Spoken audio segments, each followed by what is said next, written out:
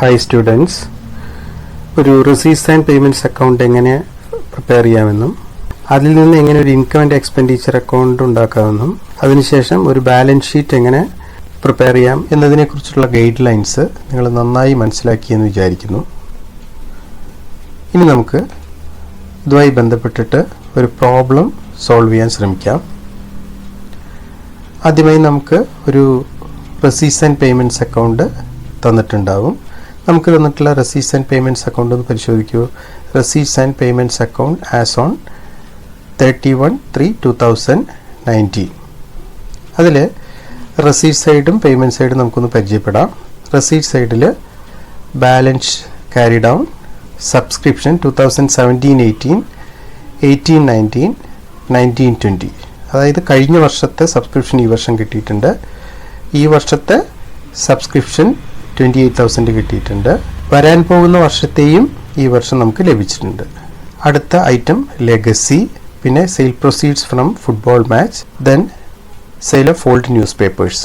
അടുത്ത പേയ്മെൻറ്റ് സൈഡിൽ salary, sundry expenses, expenses for football match, subscription of periodicals, taxes, charity expenses, investments, electricity expenses, balance carry down. ഇതുമായി ബന്ധപ്പെട്ട് നമുക്ക് ഇതിൻ്റെ adjustment ഒന്ന് പരിശോധിക്കാം. Taking into account the following information, prepare income and expenditure account for the year ending 31st March 2019 and the balance sheet as on that date. First adjustment, there are 150 members in this club, each paying an annual subscription of ₹200. Second, outstanding salary is ₹1,600. Third adjustment, interest for 3 months at 12% per annum is outstanding on investment. Fourth one, balance as on 1/4/2018, building 40,000, stock 20,000. ഇതിൽ നാലാമത്തെ adjustment നിങ്ങൾ മനസ്സിരുത്തി ഒന്ന് വായിക്കണം. അതായത് കഴിഞ്ഞ വർഷത്തെ ചില അസറ്റ്സിന്റെ values ആണ് തന്നിട്ടുള്ളത്. ഇതിന്റെ അർത്ഥം നമുക്ക് തുടക്കത്തിലുള്ള അസറ്റ്സും അത് തുടക്കത്തിലുള്ള ലയബിലിറ്റീസും തന്നിട്ടുണ്ടെങ്കിൽ ഉപയോഗിച്ചുകൊണ്ട് നമ്മളൊരു ഓപ്പണിംഗ് ബാലൻസ് ഷീറ്റ് പ്രിപ്പയർ ചെയ്ത് ഒരു ഓപ്പണിംഗ് ക്യാപിറ്റൽ ഫണ്ട് കണ്ടുപിടിക്കണം എന്നുള്ളതാണ്. ശരി, നമുക്ക് ഇൻകം ആൻഡ് എക്സ്പെൻഡിച്ചർ അക്കൗണ്ട് എങ്ങനെ പ്രിപ്പയർ ചെയ്യാമെന്ന് നോക്കാം.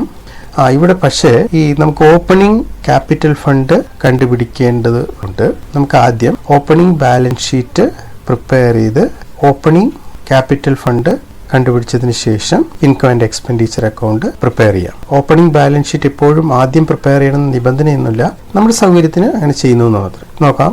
നമ്മൾ ആദ്യം ഓപ്പണിംഗ് ബാലൻസ് ഷീറ്റ് പ്രിപ്പയർ ചെയ്യുന്നു. ഈ ഓപ്പണിംഗ് ബാലൻസ് ഷീറ്റ് പ്രിപ്പയർ ചെയ്യുന്നതിന് അതിന്റെ അസറ്റ് സൈഡിലും ലയബിലിറ്റി സൈഡിലും വരുന്ന ഐറ്റത്തെ കുറിച്ച് കൃത്യമായ ഒരു ധാരണ ഉണ്ടായിരിക്കണം. അതായത് തന്നിട്ടുള്ള കഴിഞ്ഞ വർഷത്തെ അസറ്റ്സുകൾ, അതുപോലെ തന്നെ ലയബിലിറ്റീസ്, കഴിഞ്ഞ വർഷത്തെ റെസീറ്റ്സ് ആൻഡ് പേയ്മെന്റ്സ് അക്കൗണ്ടിന്റെ ക്ലോസിംഗ് ബാലൻസ്, അതായത് നമുക്ക് തന്നിട്ടുള്ള റെസീറ്റ്സ് ആൻഡ് പേയ്മെന്റ്സ് അക്കൗണ്ടിന്റെ ഓപ്പണിംഗ് ബാലൻസ്, അതുപോലെ തന്നെ കഴിഞ്ഞ വർഷത്തെ ഔട്ട്സ്റ്റാൻഡിംഗ് ഇൻകംസ് എന്നിവയാണ് അസറ്റ് സൈഡിൽ വരിക. അതുപോലെ തന്നെ കഴിഞ്ഞ വർഷത്തെ ലയബിലിറ്റീസ് വല്ലതുണ്ടെങ്കിൽ അത്, ഔട്ട്സ്റ്റാൻഡിംഗ് എക്സ്പെൻഡിച്ചറുകൾ, പിന്നെ ചില സ്പെഷ്യൽ ഫണ്ടുകളൊക്കെ ഉണ്ടെങ്കിൽ അങ്ങനെ, ഇവയൊക്കെയാണ് ലയബിലിറ്റി സൈഡിൽ വരിക.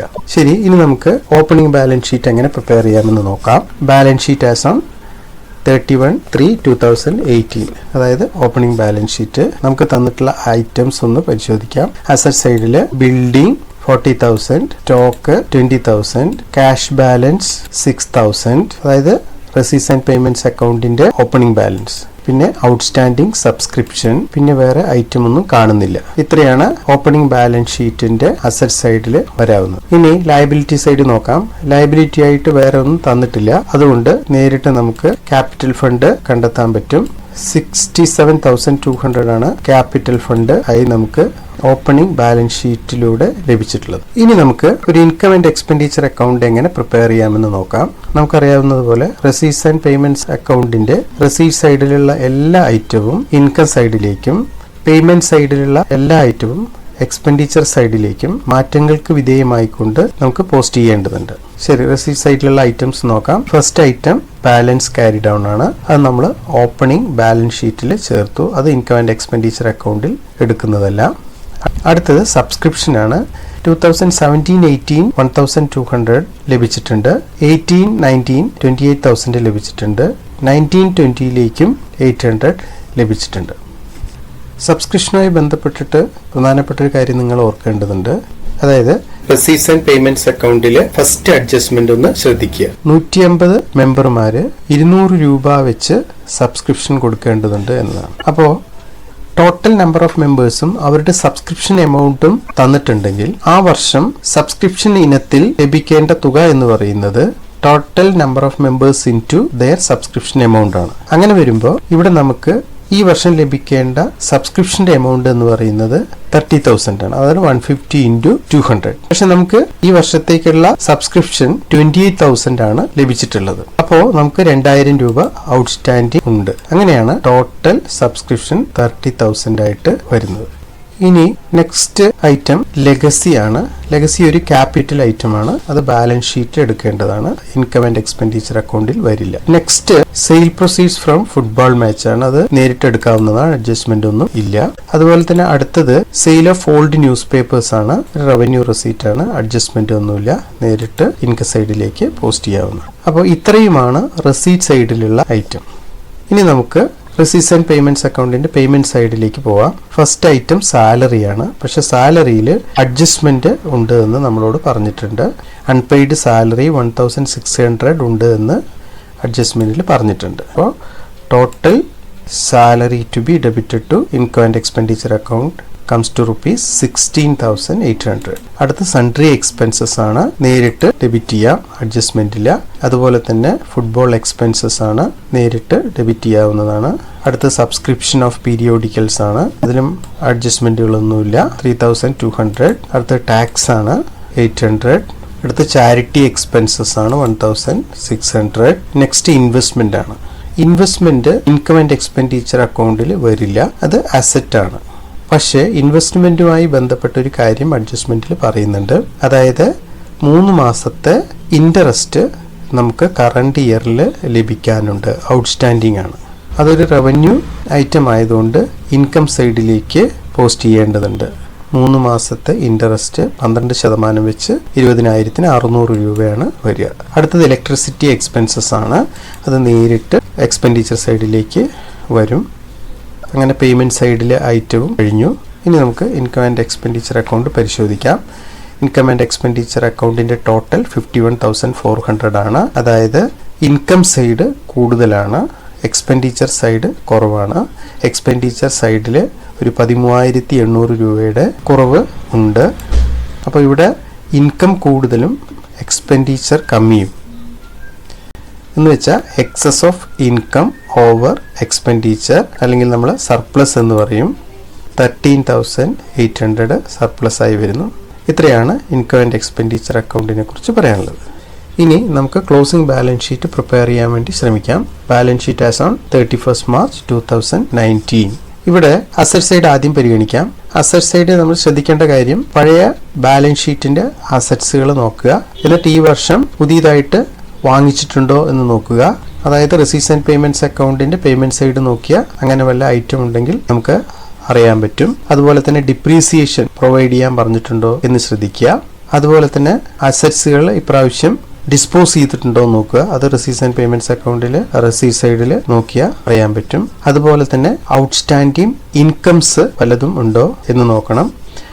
റെസീറ്റ്സ് ആൻഡ് പേയ്മെന്റ്സ് അക്കൗണ്ടിന്റെ ക്യാഷ് ബാലൻസ് എടുക്കാൻ ശ്രദ്ധിക്കണം. ഇത്രയൊക്കെയാണ് അസറ്റ് സൈഡിൽ വരാവുന്ന ഐറ്റംസ്.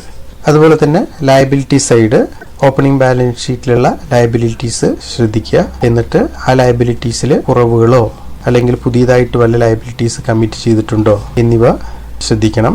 ഔട്ട്സ്റ്റാൻഡിംഗ് എക്സ്പെൻഡിച്ചർ വല്ലതും ഉണ്ടോ എന്ന് ശ്രദ്ധിക്കണം. പിന്നെ പുതിയ വല്ല സ്പെഷ്യൽ ഫണ്ടുകൾ, നീക്കിയിരിപ്പുകളൊക്കെ ഉണ്ടോ എന്ന് ശ്രദ്ധിക്കണം. ശരി, നമ്മൾ അസറ്റ് സൈഡിൽ നമുക്കിവിടെ ഉള്ളതൊന്ന് ബിൽഡിംഗ് ആണ്. അതിലൊരു മാറ്റവും വന്നിട്ടില്ല. അടുത്തത് സ്റ്റോക്ക് ആണ്. അതിൽ മാറ്റം വന്നിട്ടില്ല. അടുത്തത് ഇൻവെസ്റ്റ്മെന്റ് ആണ് 20,000. പിന്നെ ഔട്ട്സ്റ്റാൻഡിംഗ് ഇൻട്രസ്റ്റ് ഉണ്ട് 600. Next cash balance, receipts and payments അക്കൗണ്ടിന്റെ closing cash balance 8,800. Outstanding subscription ഉണ്ട് 2,000. ഇത്രയൊക്കെയാണ് അസറ്റ് സൈഡിൽ ഉള്ളത്. ഇനി നമുക്ക് ലയബിലിറ്റി സൈഡ് നോക്കാം. പഴയ ബാലൻസ് ഷീറ്റിൽ ലയബിലിറ്റീസ് ഒന്നുമില്ല. ഒരു സബ്സ്ക്രിപ്ഷൻ റിസീവ്ഡ് ഇൻ അഡ്വാൻസ് അതുണ്ട് 800. അടുത്തത് സാലറി അൺപെയ്ഡ് ആണ് 1,600. അടുത്തത് capital fund, opening capital fund 67,200. അടുത്തൊരു ഐറ്റം നമ്മൾ ലെഗസിയാണ്. ഇനി സർപ്ലസ് മാത്രമേ ഉള്ളൂ. 13,800. ഇനി വേറെ ഐറ്റം ഒന്നുമില്ല. അപ്പോൾ ബാലൻസ് ഷീറ്റ് ടോട്ടൽ 91,400. ഇങ്ങനെയാണ് ബാലൻസ് ഷീറ്റ് പ്രിപ്പയർ ചെയ്യുക.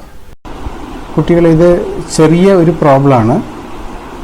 ധാരാളം അഡ്ജസ്റ്റ്മെൻറ്റുകളുള്ള പ്രോബ്ലംസ് ടെക്സ്റ്റിലുണ്ട്. അത് റിപ്പീറ്റഡായി വർക്കൗട്ട് ചെയ്യുക. Thank you.